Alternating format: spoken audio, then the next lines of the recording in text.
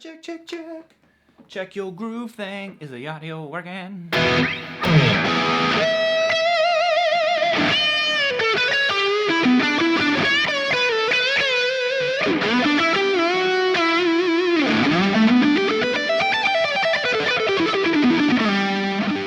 Yo, what's up, everybody? What is poppin', yo? Hold on, let me turn that delay off. I thought, you know what? Why not end this week with a guitar lesson? We're gonna talk about, are you playing your scales wrong? Am I playing them wrong? You know, who knows at this point? All we can do is try our best, right? So before we get going and all that stuff, I did want to throw out a little reminder that my guitar course sale is going on before I raise prices and all that stuff on it, is on sale until Sunday. And if you are already a student, check out the Pentatonic Roadmap. That one is actually going to have a lot to do with similar ideas that we're working on today. So that's linked down below in the description. But let's go ahead and talk about playing some scales the different way, I guess. I don't know if it's right or not, but we'll find something.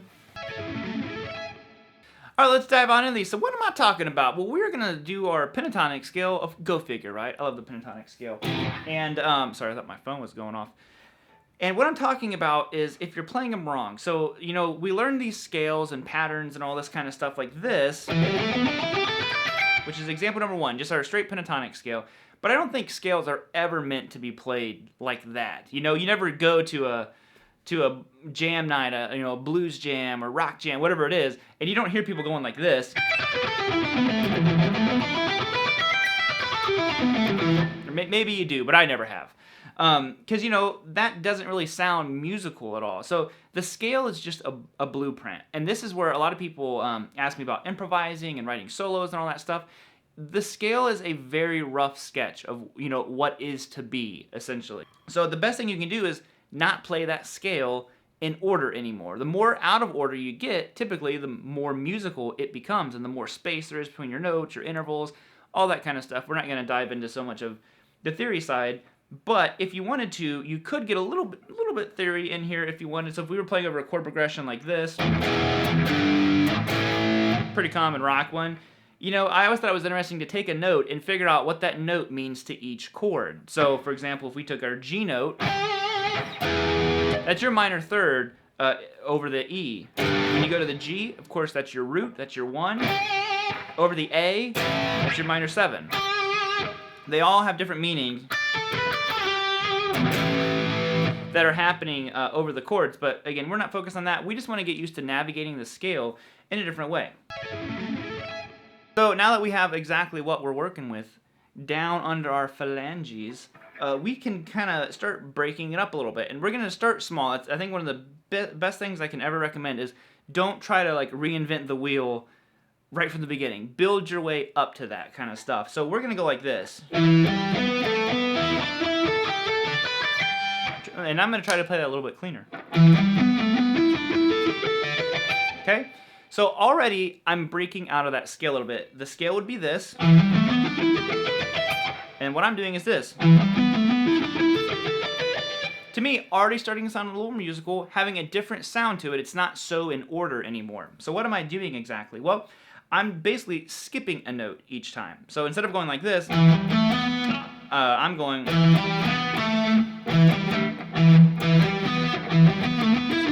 Okay, and kind of like a 3-note sequence idea. So I'm going 12, 15 on the low E string, and then 14 on the A. Okay, then I start again on the A, 12, 14. I have to roll my finger here to get 14 on the D. Okay, go to the D string. I'm going to go 12, 14, 14 again. The 14's on the G, so...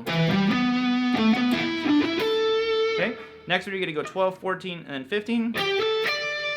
And then 12, 14, I'm sorry, 12, 15, 15 here, rolling my pinky at the very end. Okay, so right there.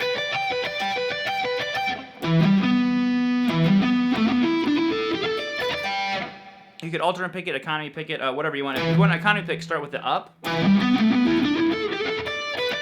Okay, and an alternate picking, you just start with the down. But then work on descending that as well. But you can already see how that is breaking us out of that scale. We're skipping around a little bit, not too much. We're not going crazy yet, but it's already giving us a new sound.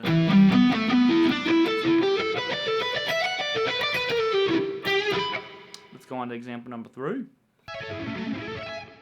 Now for this one, we're going to take that simple idea from before and we're going to expand it slightly. Again, you know, increase in small increments. Don't try to like break into these crazy arpeggios. Now something that was kind of interesting in the last one was the first thing that we played, that's actually an E minor arpeggio. That's the 3 notes of an E minor chord. So that's our root, that's our minor third, and then there's our 5th. So we were actually outlining an E minor right from the get-go. So that's going to sound really good because our first chord was E minor in our imaginary progression that's happening in our head. So I'm going to increase this kind of diagonal flow through the scale.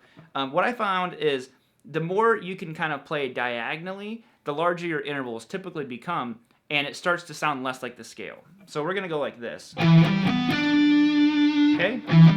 So this is technically a minor 7 arpeggio, but you know, we're not here for that mumbo jumbo just yet. So 12, 15 on the low E string, 14 on the A, and then 12 on the D.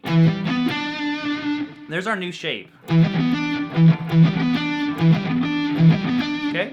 Now I'm going to do the same thing, but hop down a string. So I'm going to go 12, 14 on the A, 14 on the D, and then 12 on the G. So you notice now I'm doing like a 4-note sequence. Do do do do.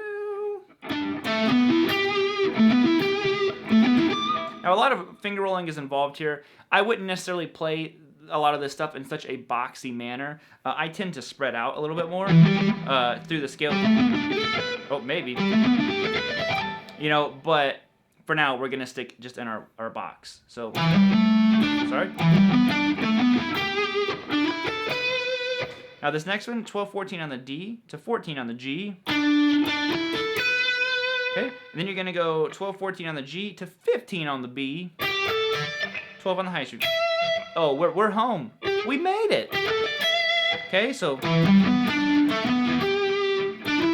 Oh, maybe. Jeez, I can't play today. I'm gonna need to practice all these after the video too.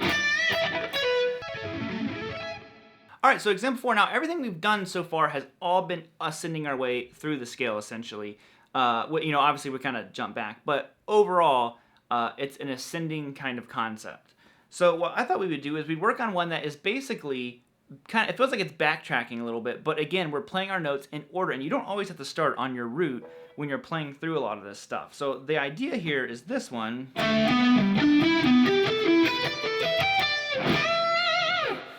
And basically, this is like, for me, all economy picking, you know.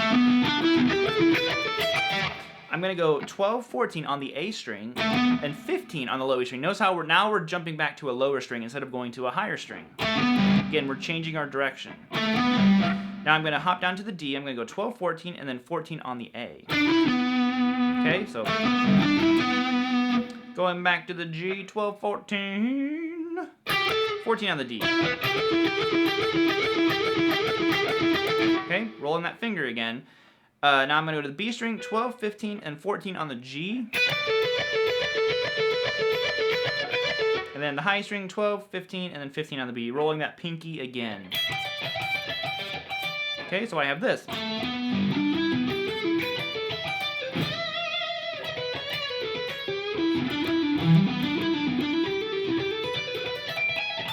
You know, you can get carried away with it real easily, but you can see how now we're breaking up the scale a lot. And it's starting to not sound like a pentatonic scale anymore. Or at least not as pentatonic, you know. So that one, like I said, just take your time. Maybe break it down into small chunks.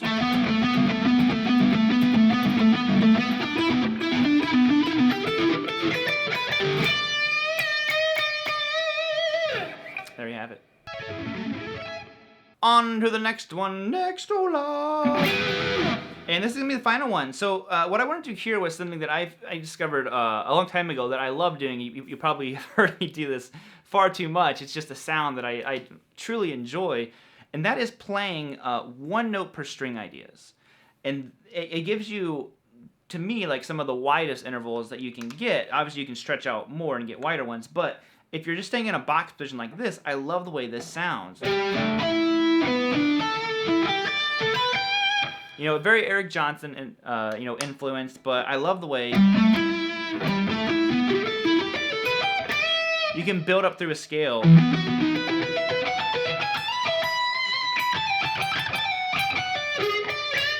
Don't play that bad note. In with a blues lick, and you're home free. So the first one goes like this. It's 15 on the low E string, to 12 on the A, and then 14 on the D. Okay, right there is your first little shape. If you're a pinky kind of player, you can use your pinky, or if you're not, you ain't got to. Now, what happens here is I shift my fingering. I go. So 15, 12, 14, one note per string. And this is typically kind of tricky because you're changing strings instantly. You're going to go 14 on the A, 12 on the D, and then 14 on the G. Okay, now you're going to backtrack here a little bit. You're going to go 14 on the D, 12 on the G, 15 on the B, and then 14 on the G, 12 on the B, and 15 on the high string. Okay, so I tend to use these three fingers a lot more up top here than my pinky, just because I kind of have bigger fingers, so it's hard for my hand to get up here sometimes. So I tend to use these three fingers a lot. But anyway, so there's that lick, and like I said, I really like the way that sounds. You'll see me do it a lot whenever I'm playing.